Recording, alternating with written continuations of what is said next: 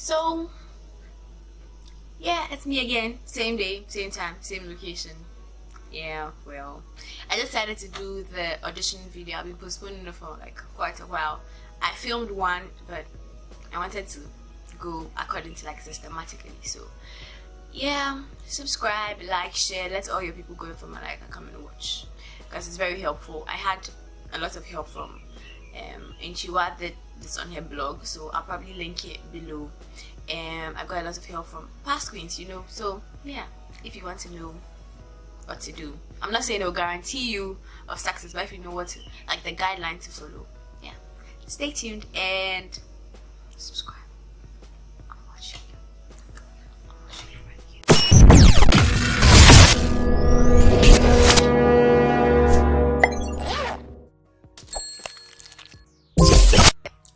We are back.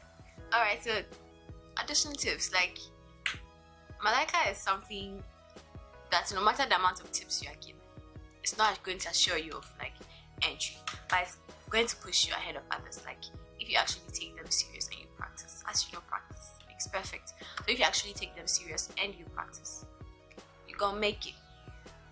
It's gonna help you. So yeah, let's get to it. So the first thing is obviously my pointer on my phone. So the first thing is prepare. So you've decided to go for your auditions, or you've been picked, blah blah blah. So I don't know how this year is going to be, but there are 2 auditions or 3 auditions, depending. My time were like 4. We had the yes or no phase, meeting the judges. Then they picked about 100 or something. Then they cut down to 60. Then from 60 they cut down to 20. From 20 they cut down to 16.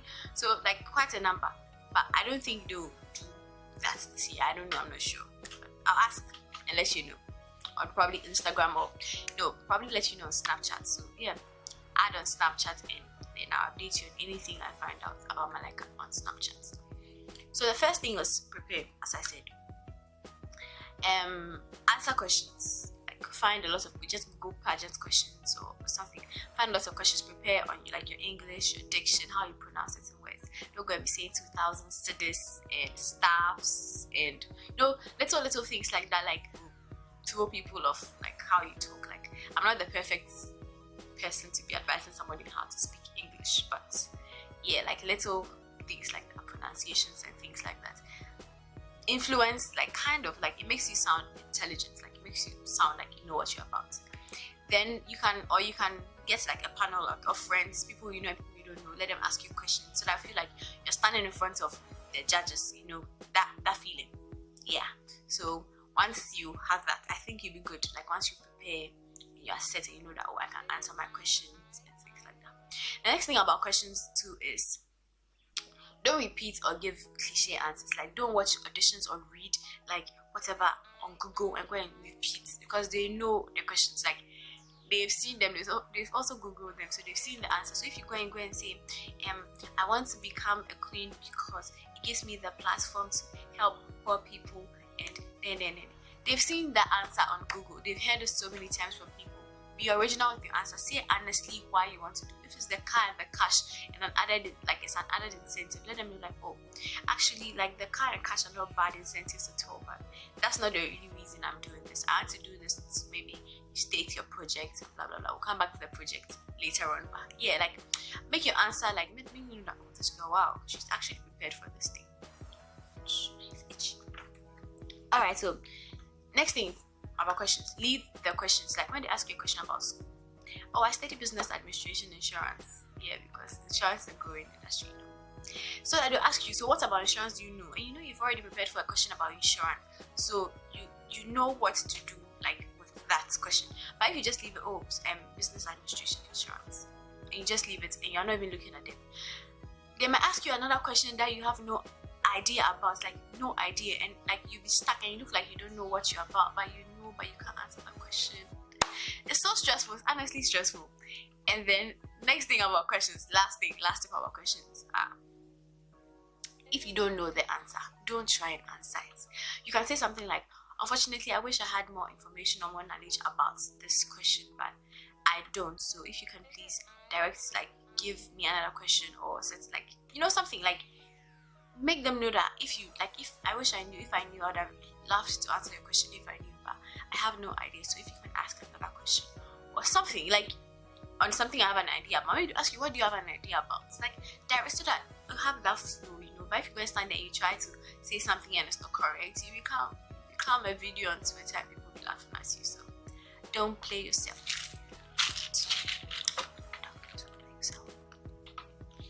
Alright, next thing.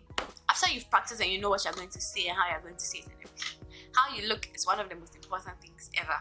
Whether it's a job application, Malaika, walking on the street, how you look. Like, don't underestimate what your appearance can do for you. Like, your appearance can give you a job, your appearance can find you a husband, your appearance can do so many things for you. So many things. Like, that's what a person sees before you open your mouth, is your appearance. I'm not talking about beauty, I'm talking about appearance. The first thing is let's start from right up here. So the first thing is your hair. Make sure your hair is out of your face. If you have natural hair, you can hold like a slick band, do something to your hair, but make sure it's out of your face and it's neat. Then also, if you have a braids, hold it back, you know. If you have this thing, you can like hold your hair like back into a slick band. And also, if you have like braids, as I said, hold it back. If you have a weave, you can just tie like your weave back this way. And you're cool, you're good. Like, the more hairs in your face, the more they tell you, where's your hair? Let me see your face. Like, you have bangs, or you have like a weave that's like side swept or something. They're going to tell you to actually take it off, like move it from your face, and that's going to spoil your whole look that you came with. So just to avoid that, keep your hair off your face so that they can't see your face, because that's one thing they're looking for. Next thing, we come to the face. After they've seen your face, they want to see like the real you. That doesn't mean go like plain Jane barefaced, but make sure your makeup is minimal. Like, don't go there with bridal makeup and your brows did and like your eyeshadow is like you know, don't do it. Like, you can do eyeshadow, like a simple like eyeshadow routine and a simple highlight contour, like something simple. Don't like contour be sharp, like sharp. Like, don't do that to yourself, okay? Don't do that to yourself. Just make sure that your makeup is minimal. You can go to a makeup artist, tell her that you want a natural look. I know some people go overboard with the natural look, but don't pack foundation and things on your face, because it make them feel like you're hiding something that they should see before they pick you. So minimal makeup, best. Dressing. No, I don't have any cleavage to show you, but no cleavage. Like, don't like your cleavage to be like all the way here. Nah, you know, it's not done. So dress nicely, a nice like tank or a nice dress or something that makes you pop. You can wear like a pop of color, like yellow. If you're very dark skin, like you wear like a yellow to pop on your skin, like an orange or something. Like, you can do it like a black and white, like gangster. Hey, I'm going to say gangster. Somebody going to wear, I mean, like prim look, like, you know, like straight black and white prim look, like you're looking on point. I think they see you like, this girl, like, I like how you're dressed. Like, you can do something like that. I know some of you have watched America's Next Top Model. You know how Tyra wants them to look simple. Yeah, simple, nice, classy. That's all you need. So from dressing, move to your shoes. And if you're watching Malaika auditions, you know William is always about the shoes. Don't go and borrow your friend's heels the day before or the morning before, or like before you go for the audition and you can't walk, because you're going to they might tell you to even walk to them, and then you're going to walk back out, and they are looking at your walk. You don't have to be perfect, because they'll teach you in the house if you get picked, but you have to be able to walk in the heels that you're wearing. He's going to laugh at your heels if you're wearing something you can wear. You're standing and you are shaking like, nah. Like, make sure your heels are comfortable. That thing about heels, practicing them. Practice. Like, you cannot, like, if you have your heels now and you know this what you're going to wear, start practicing now before auditions. I think audition will be late June or July or something. Start practicing now. Like, practice now. Like, right now. Wear your heels. While you're watching me, holding your phone or your laptop, and just be practicing. Let your friends come and guide you. Watch videos about how to walk in heels, whether it's toe to heel or heel to toe, however you feel comfortable in. They'll correct you when you get to the house, but make sure you're comfortable enough in those shoes before you go. Then they might possibly ask you about your project. Why Malaika? Why are you choosing to do Malaika? my bed. Why you choose to do Malaika and your project might come up. Please find an innovative project. Be innovative about it. Do you know the number of people who have said they want to help street children? Do you know the number of people who have said they want to help street children? Like, make something, like, I'm not going to tell you mine, I'm not going to use it, but I'm going to tell you anyways. But don't go and use it. So they didn't ask me about my project then. They asked me about my project way over in the competition. But I wanted to do something about entrepreneurship. But unfortunately, I didn't get the chance. I'm still going to do it when I get the money. But as of now, I'm an unemployed graduate, so I can't do anything about it. But once I get the money, and I'll probably go partnership with some foundations, and then we're going to do it. But it's about entrepreneurship. So the only way to get children off the streets, or not the only way, but one of the ways to get children off the streets is to give them something else to do. Because once you take them and you give them food and give them clothes and stuff like that, where are they going to after that? How are they make more for themselves? They'll go back to the streets. So find something that will actually take you. If you want to help street children, that's actually a good thing. But find something that will keep them off the streets forever and will not make them go back. So you can do an entrepreneurship contest, like something like sell cars. Whoever comes up with the greatest business idea, raise funds, you help the person start that business. You encourage a lot of people to create ideas, and children are very innovative. Like, they think about things that sometimes we don't think about. We are children, but sometimes the adults don't think about. So find something that will challenge them. The person doesn't have to be learned, the person doesn't have to be the person doesn't have to be like mad smart, but the person doesn't have to be educated, but the person can bring something up that will like crazy, like, and it will bust your brain. So yeah, so that's my project, like help children create businesses for themselves, not children per se, but people who are in need. So you can bring up, and you don't go and say, my project is I want to help street children, I want to reduce streetism and teen. How are you going to reduce teenage pregnancy? Tell me how you're going to reduce teenage pregnancy. Fine, you can educate people on, but I think they've not heard about condoms and about contraceptives. They have.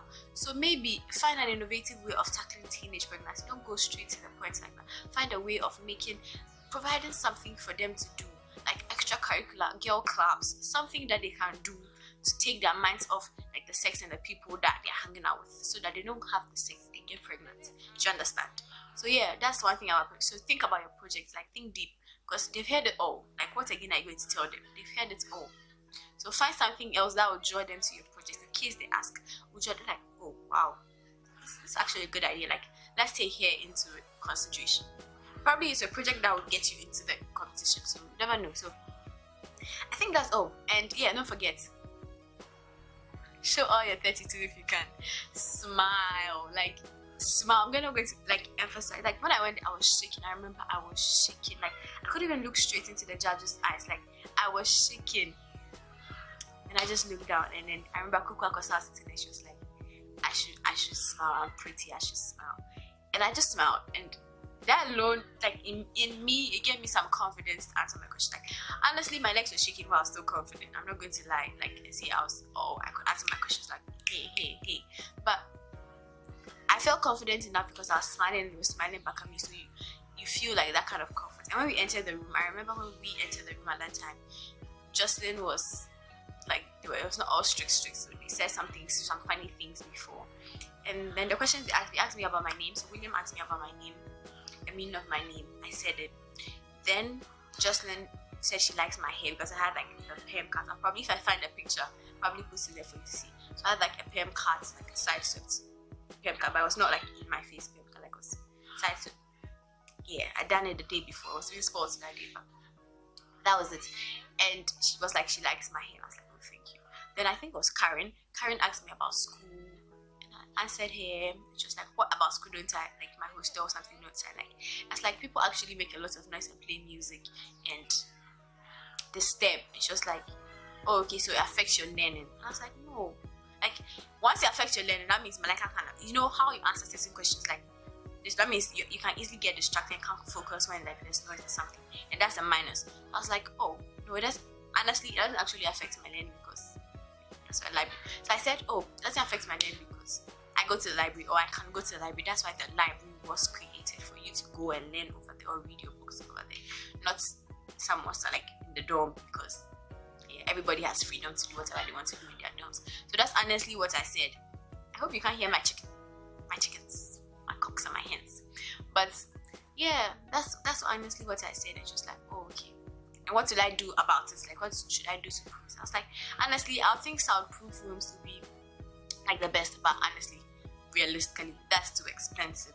So I think they should make rules and put sanctions in place for those who like play music over a certain volume or disturb others or something like that. That's all. Now it's done. Go and write your name. That's it. So think about your answer before you answer. Don't just go straight to the answer. They tell you to spell something you don't know how to spell. Say you don't know how to spell. Don't complicate issues for yourself. Do you understand? Yeah. Honestly, the most important thing is to pray. Like, don't forget your prayer. Like, I'm up close and I'm serious with you. Like, don't forget your prayer. Pray to God. Commit everything into His hands, before, during, after, everything. Like, whether you get picked or not, just pray and commit everything to God. Probably it's not your path. So yeah, pray, commit everything into His hands. Make sure you're good. You're confident enough to ask the questions. You're not shaking. Pee before you enter. Pee before you enter, so you don't pee on yourself. And yeah, that's all I have. If you have any questions, anything, let me know and I'll answer them, probably on Snapchat. So I'll do like a live session on Instagram or something. If I have enough questions to answer, I'll do a live session on Instagram. So yeah,